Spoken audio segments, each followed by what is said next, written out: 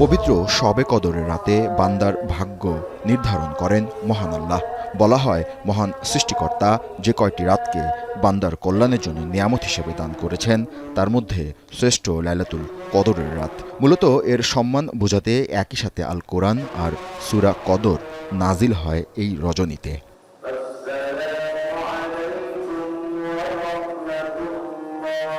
এজন্য শুকরিয়া আদায় মসজিদ ও বাসাবাড়িতে ইবাদত করেছেন মুসল্লিরা। সারা রাত ধরে মশগুল ছিলেন নফল নামাজ আদায়, কোরআন তেলাওয়াত, জিকির আসকারে। বাংলাদেশ সুখে থাকুক, শান্তিতে থাকুক, স্থিরভাবে থাকুক, সেই প্রত্যাশা নিয়ে আজকে মূলত আমাদের আল্লাহ সুবহানাহু ওয়া তাআলার কাছে আমাদের আকুতি। মন দিয়ে ইবাদত করবে, মন দিয়ে আল্লাহ থেকে মাফি চাই। মুসল্লিরা বলেন, মহান আল্লাহ লাইলাতুল কদরের রাতকে অনন্য মর্যাদা দিয়েছেন। হাজার মাসের ইবাদতের চেয়ে এই রাতের ইবাদত উত্তম। এই রাতে আল্লাহ মুমিনের জন্য অশেষ রহমত ও নিয়ামত বরাদ্দ রাখেন।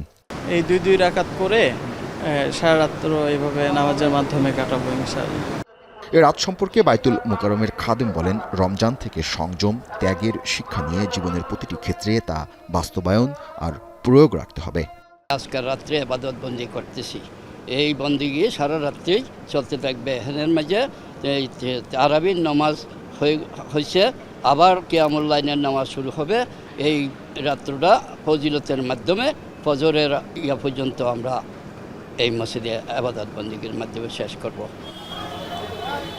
অনেকেই ইবাদত শেষে পরিবার স্বজন আত্মীয়দের মধ্যে যারা দুনিয়া থেকে বিদায় নিয়েছেন তাদের কবর জিয়ারত করেন। কবরবাসীর সকলের জন্যই দোয়া করা হয়েছে। আজকের এই দিনের উসিলায় যেন আল্লাহ তাদের সকলের কবর আযাব মাফ করে দেন। তো সবাইকে জন্য দোয়া করছি আল্লাহ যাতে এই পবিত্র মহিমান্বিত রাতের উসিলায় তিনাদেরকে মাফ করে দেয় এবং আমাদেরকেও এইখানে আসার জন্য প্রস্তুতি এখন থেকে নেওয়ার তৌফিক দেয়। মহিমান্বিত এই রজনীতে নেক হায়াতের জন্য নীরবে ক্ষমা চাইছেন অনেকেই। সঠিক ও পূর্ণাঙ্গ জীবন গঠনে এই রাতে ইবাদতের প্রতি গুরুত্ব দিচ্ছেন উলামা মাশায়েখ ও ইসলামিক চিন্তাবিদরা। জাবেদ আব্দুল্লাহ, এখন, ঢাকা।